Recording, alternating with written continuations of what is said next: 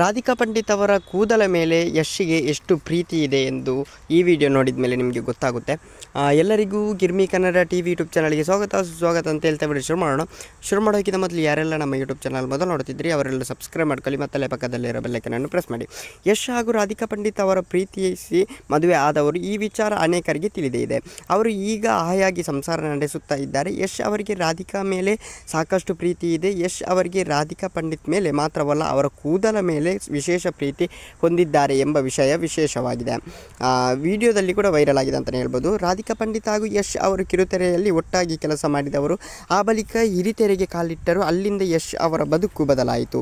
ಯಶ್ ಹಾಗೂ ರಾಧಿಕಾ ಒಟ್ಟಿಗೆ ಚಿತ್ರರಂಗದಲ್ಲಿ ಗುರುತಿಸಿಕೊಂಡವರು ಅನ್ನೋದು ವಿಶೇಷ.